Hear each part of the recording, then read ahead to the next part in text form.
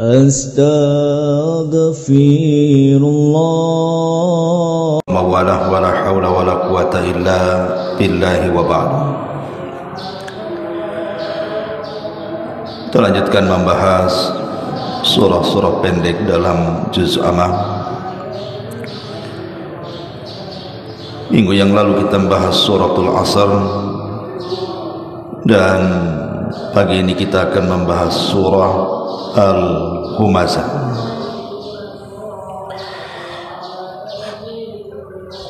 Surah Al-Humazah ini turun setelah surah Al-Qiyamah,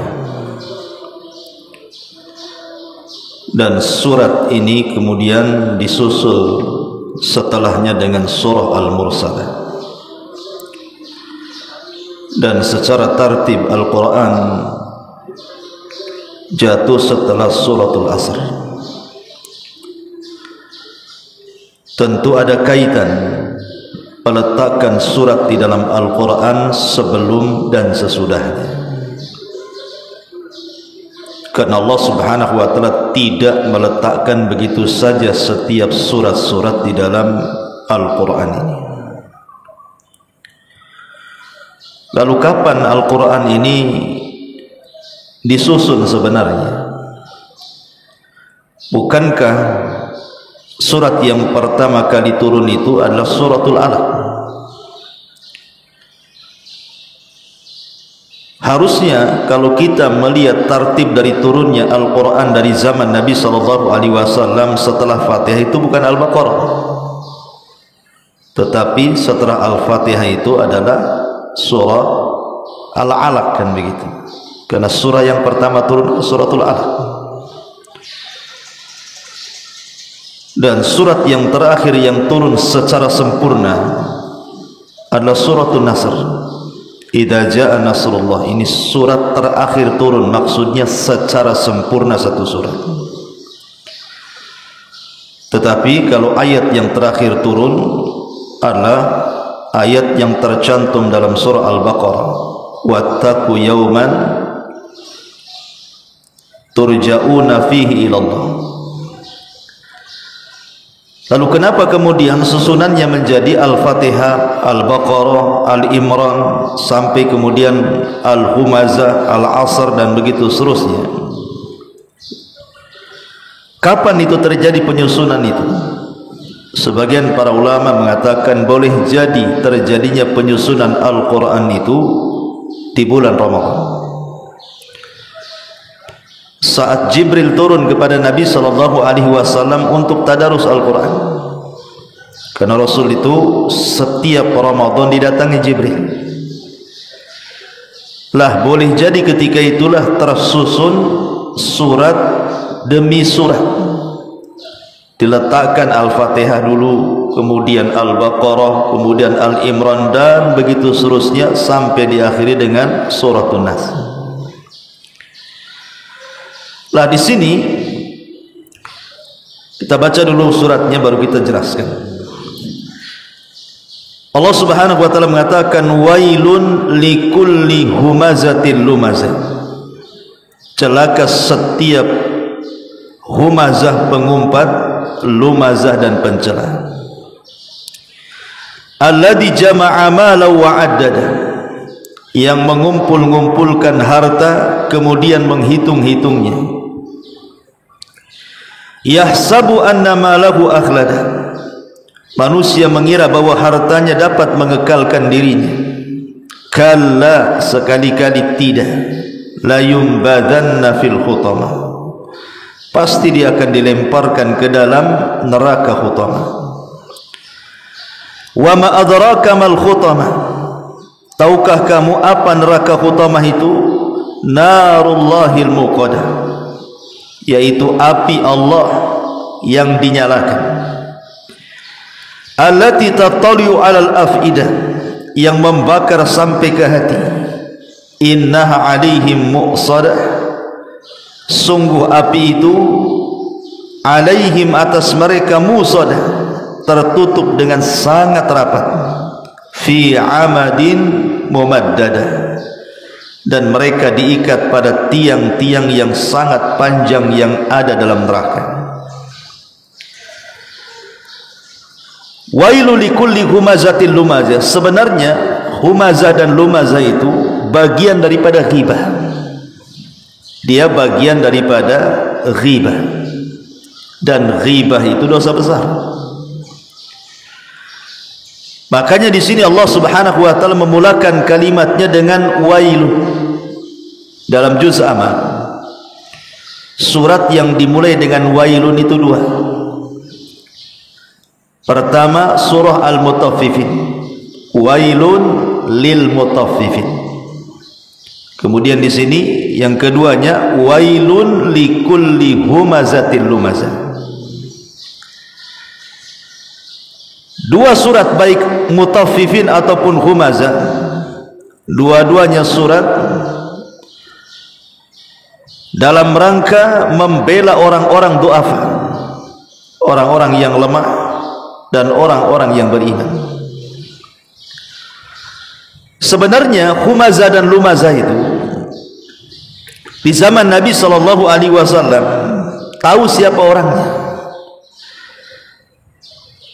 karena setiap ayat di dalam Al-Quran itu terkadang ada asbab nuzulnya. Kenapa sampai turun ayat ini atau surat ini?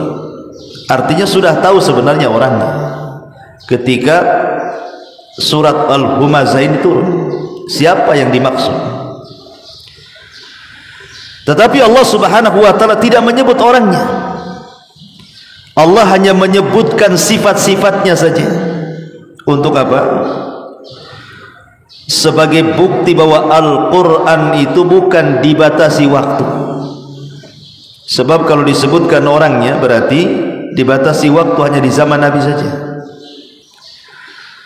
Lah ketika Al-Quran tidak menyebutkan siapa orang yang dimaksud Humazah dan Lumazah itu di zaman turunnya ayat ini, hanya disebutkan sifatnya Humazah dan Lumazah itu, menunjukkan Al-Quran ini sifatnya universal, umum, berlaku di zaman Rasul dan berlaku di zaman sekarang.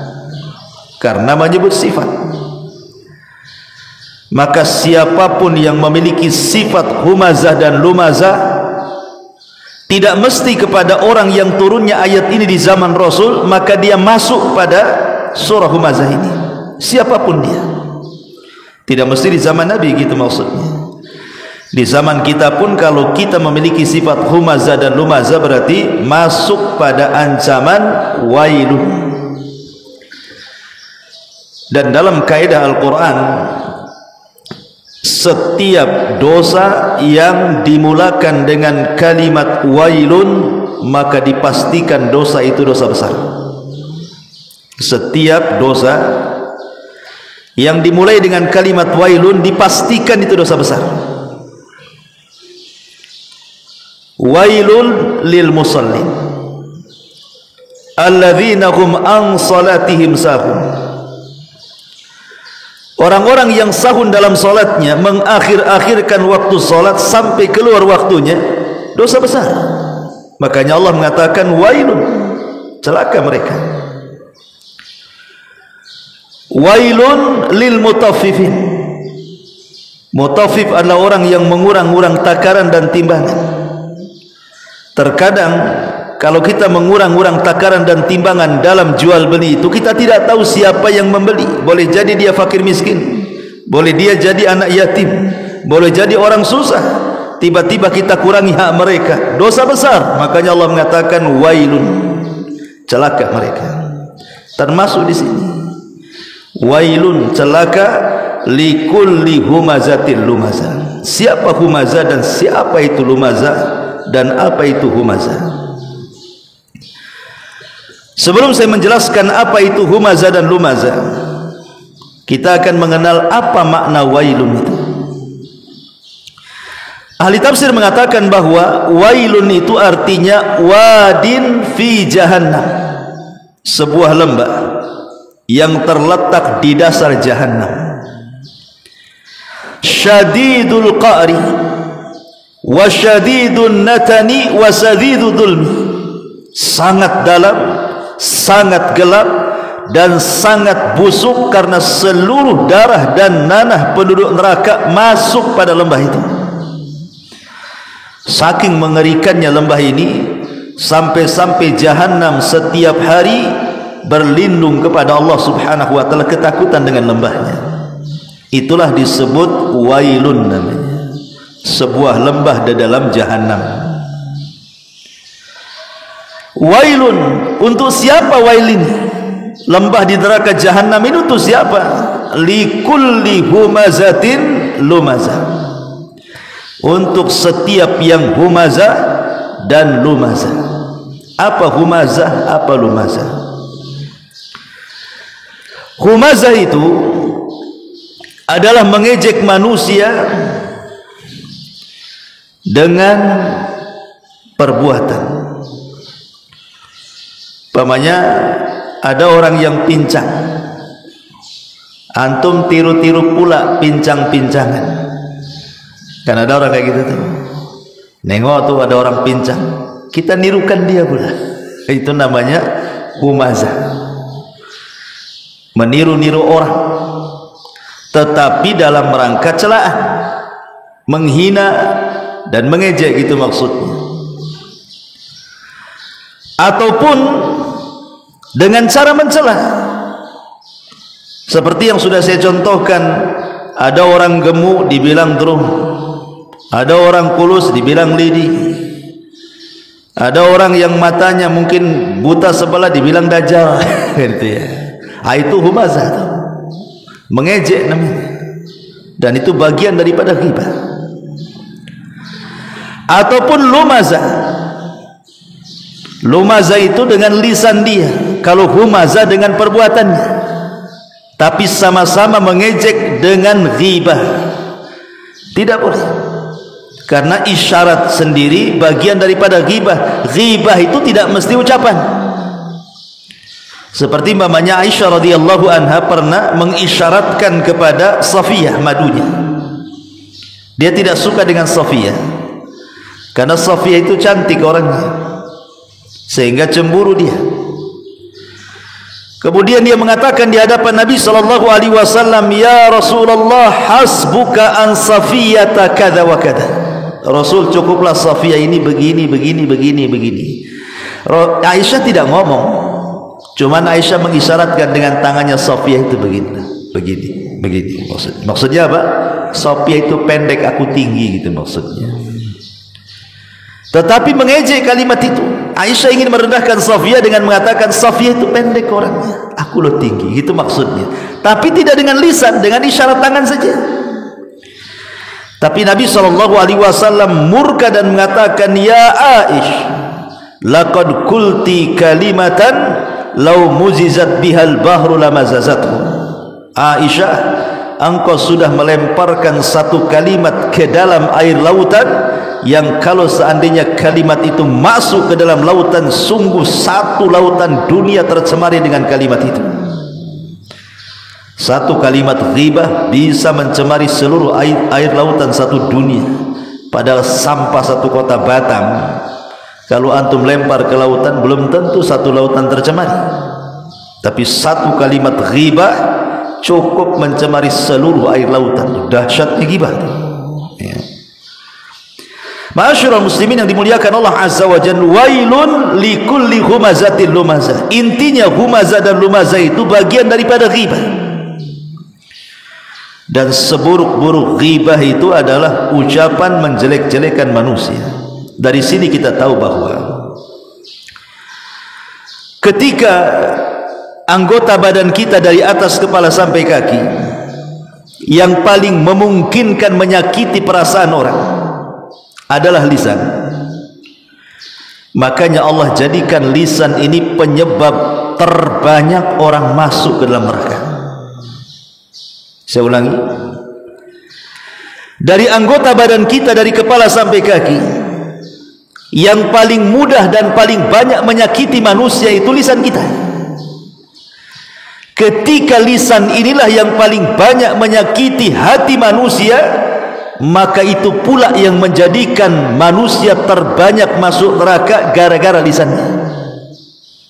Muadz bin Jabal radhiyallahu anhu pernah mengatakan di hadapan Rasul, apakah manusia kebanyakan masuk neraka gara-gara perbuatan lisan mereka? Maka Rasul mengatakan, thaqilatka ummuka ya Mu'adz, wa hal yakubbun nas fi nari jahannam illa hasaidu alsinatihim. Celaka engkau hai Mu'adz, orang yang paling banyak masuk neraka itu akibat ulah lisan-lisan mereka. Karena lisan ini adalah yang paling banyak menyakiti hati manusia. Sampai ada istilah luka badan masih bisa diobati, tapi luka hati entah kapan disembuhkannya. Makanya ada istilah lebih baik sakit gigi daripada sakit hati gitu. Ada ya istilah kayak gitu, subhanallah ya. Ma'asyiral muslimin yang dimuliakan Allah Subhanahu wa taala, wailun likulli humazatil lumazah. Humazatil lumazah. Humazah saya katakan mencela manusia dengan perbuatan, kalau lumazah mencela manusia dengan lisan. Di sana ada lamzun, lamzun itu dengan kedipan. Lah ketika kemudian kita membahas suratul Asr, dalam suratul Asr itu kan manusia itu dalam kondisi rugi. Semua manusia itu lafi khusrin, semua manusia itu di atas kerugian, dan hanya orang-orang yang keluar dari kerugian ini, mereka lah orang-orang yang beriman, kemudian beramal saleh, kemudian lisannya mengajak manusia ke dalam kebenaran, dan lisannya mengajak manusia ke dalam kesabaran. Kalau seandainya orang tidak melakukan 4 perkara ini, maka dia pasti di atas kerugian. Lah di antara manusia yang paling rugi adalah likulli humazatin lumazah.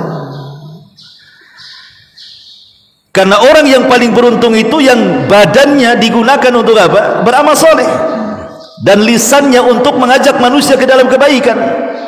Tetapi humazah dan lumazah ini justru badannya digunakan untuk menjelek-jelekan manusia, lisannya pula juga digunakan untuk menjelek-jelekan manusia.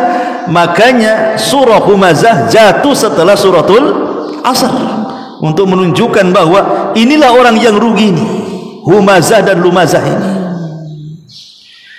Dan di zaman Nabi SAW,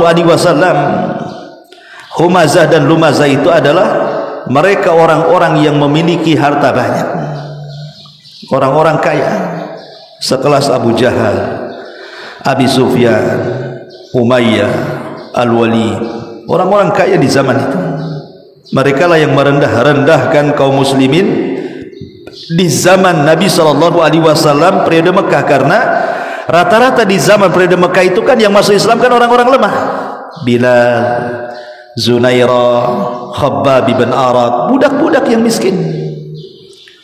Sehingga mereka kemudian mencelanya, karena posisi Abu Jahal CS ini merasa mereka orang kaya, terhormat, sementara kaum muslimin yang lemah-lemah itu mereka orang-orang susah.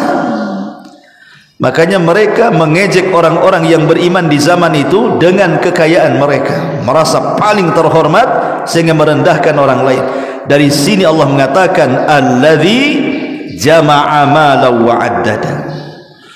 Berarti sifat humazah dan lumazah itu lekat dengan orang yang mengumpul-ngumpulkan harta dan menghitung-hitungnya. Dan dari sini ada kaidah bahwa harta itu kalau tidak dikelola dengan baik, maka akan menjadi rahasia bejatnya manusia. Harta kalau dipegang orang jahat, maka harta itu akan jadi jahat. Tapi harta itu kalau dipegang orang baik, maka akan jadi baik. Makanya Rasul mengatakan malun saleh li rajulin saleh. Harta yang baik itu kalau dipegang orang baik. Maknanya harta itu akan jadi jahat kalau yang memegang orang jahat. Dari sini kita tahu bahwa mal sirru tughyan, harta itu rahasia bejatnya orang. Alladzi jama'a malan wa 'addada.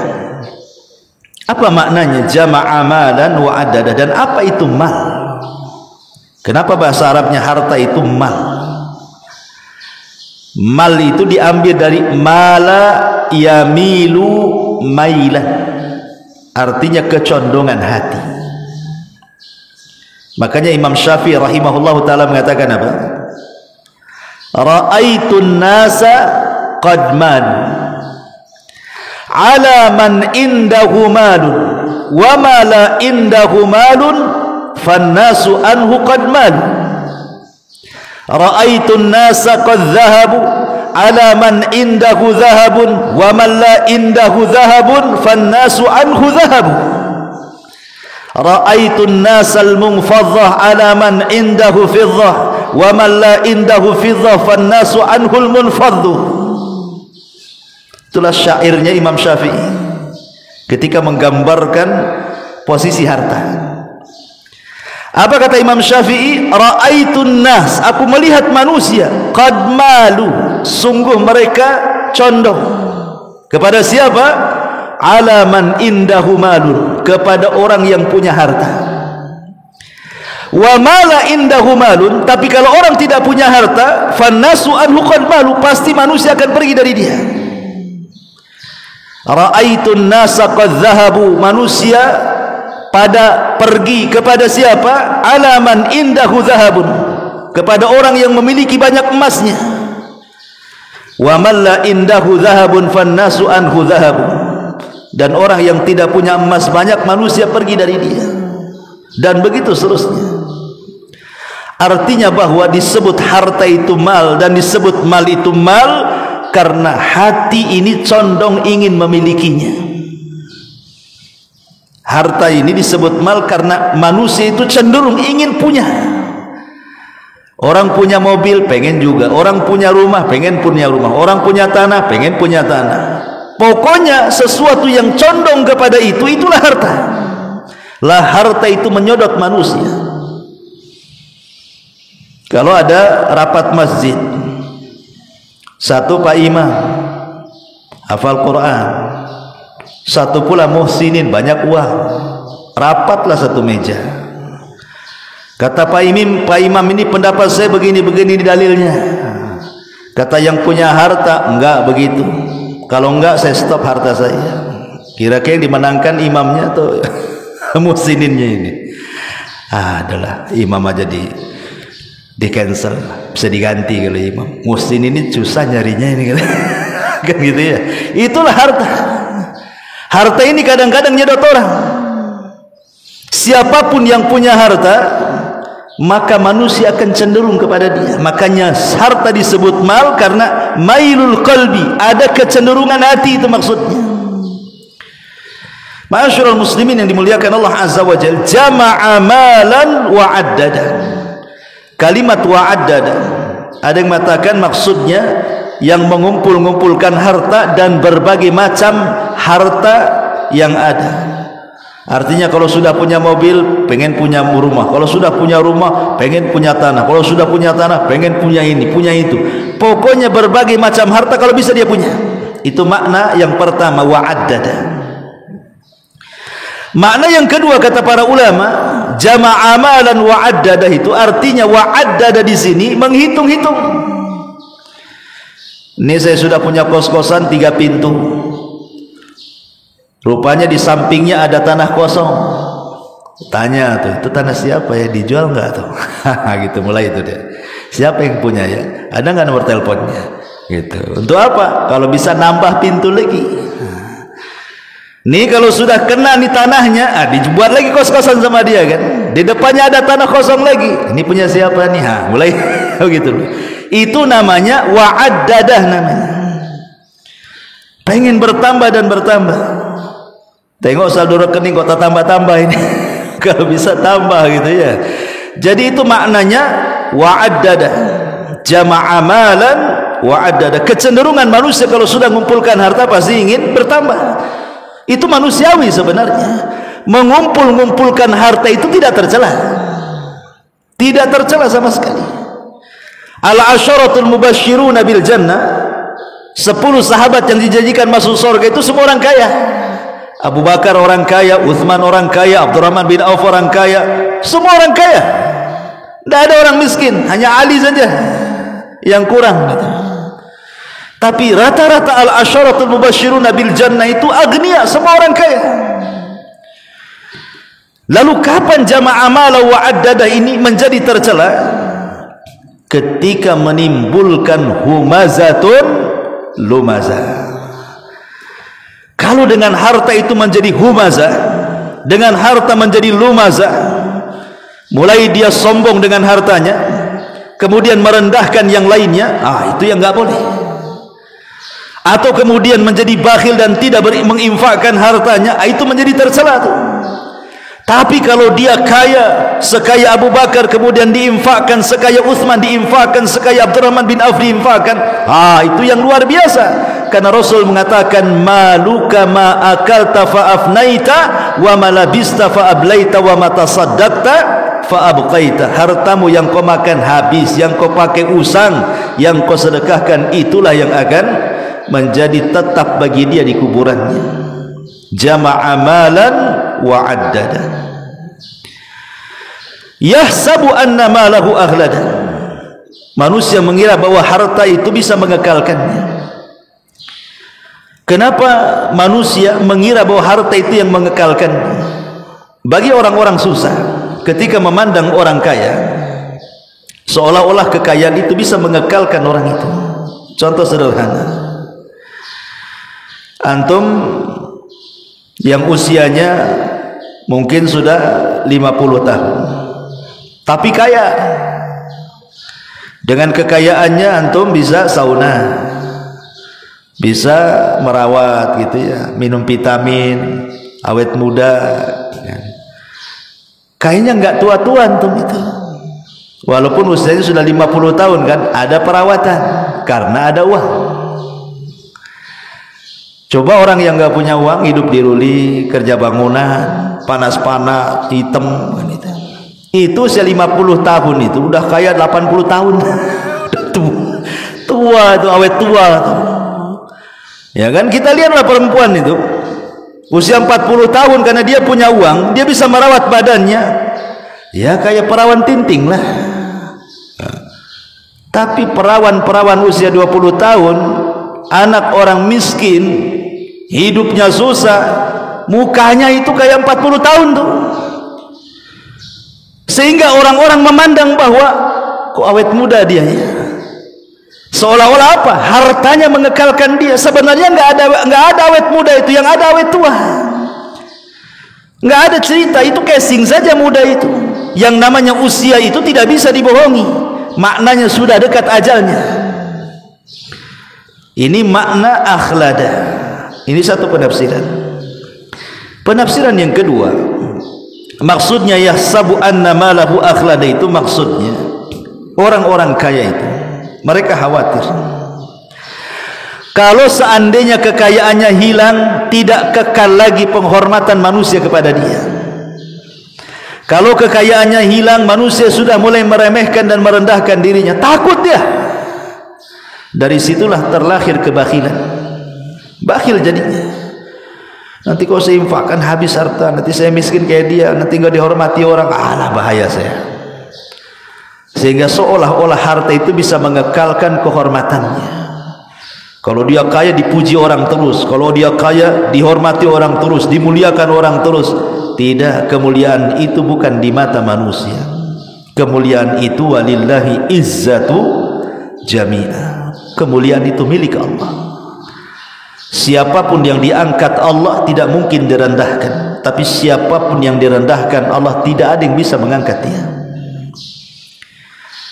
Nabi SAW di permulaan dakwahnya dihina manusia, dikatakan tukang sihir, dikatakan pendusta, dikatakan majnun, orang gila, dikatakan perangkai syair, macam-macam. Itu di awal dakwahnya. Tapi kemuliaan milik Allah. Sekejap saja Rasul hijrah ke Madinah, kemudian menyerang balik kota Mekah, Fathu Mekah, dimuliakan manusia. Siapapun yang dimuliakan Allah tidak ada mungkin direndahkan. Tapi sebaliknya, siapa yang direndahkan Allah pasti tidak ada yang bisa mengangkat dia sampai kiamat dibangkitkan. Yahsabu anna malahu akhlada. Kalla la yumbadhanna fil khutama. Yumbadhanna itu diambil dari an-nabdhu. Nabdhu itu kalau antum ambil jeruk kemudian antum kupas, kulitnya kan antum gak makan, pasti antum lempar. Yang antum makan kan isinya saja. Atau antum makan pisang, pasti yang antum makan ya pisangnya, kulitnya antum lempar ke tong sampah. Melempar kulit ke tong sampah itu disebut nabdhun namanya. Nabdhun itu melempar sesuatu yang hina. Dalam bahasa Arab disebut nabdhun. Kenapa demikian? Inilah hukuman orang-orang yang merasa tinggi di hadapan Allah, Allah hinakan kelak pada hari kiamat. Kan orang-orang kaya, maksudnya kaya yang humazah dan lumazah itu, mereka sombong di dunia. Makanya al-jaza min jinsil amal. Balasan itu disesuaikan dengan amalannya. Ketika di dunia mereka sombong, naudzubillah, maka di akhirat mereka la yumbadhanna. Mereka dilempar seolah-olah dihinakan oleh Allah Azza wa Jalla. Kepada siapa? Kepada apa? Fil khutamah, ke dalam neraka khutamah. Disebut khutamah itu karena yakhtim ba'duhu ba'dha, saling menerkam satu dengan yang lainnya. Itu disebut khutamah artinya. Wa ma adraka mal khutamah. Tahukah kamu apa itu neraka khutamah? Narullahi muqadah. Api Allah atau azab Allah yang menyala-nyala. Allati tattali'u 'alal afidah, yang membakar sampai ke dalam hati. Lihat bagaimana hukumannya. Saya ulangi, al jaza min jinsil amal. Balasan itu disesuaikan dengan amalannya. Ketika di dunia dengan kekayaannya dia humazah dan lumazah, mengejek manusia dengan lisannya, dengan gibahnya, sehingga menyakiti hati-hati manusia, maka kelak di hari kiamat ketika diazab, maka nerakanya akan menembus hatinya. Ketika dia di dunia menyakiti hati orang, di akhirat Allah sakiti hatinya dengan api neraka. Itu maksudnya. Disilah namanya al-jaza min jinsil amal namanya. Karena orang yang paling banyak menyakiti itu adalah humazah dan lumazah. Makanya Allah balas di akhirat, sebagaimana engkau menyakiti manusia, hati-hati manusia di dunia, sekarang inilah azabnya. Dengan cara apa? Innaha alaihim muqsadah fi amadim mumaddada. Allah sediakan satu tiang yang sangat besar, kemudian diikat di tiang itu, kemudian api didekatkan. Api itu tidak langsung membakar, tetapi api itu didekatkan sehingga dia merasa kepanasan yang luar biasa, mulai dari kulitnya, tulangnya, sampai menembus hatinya. Dan itu siksaan yang luar biasa.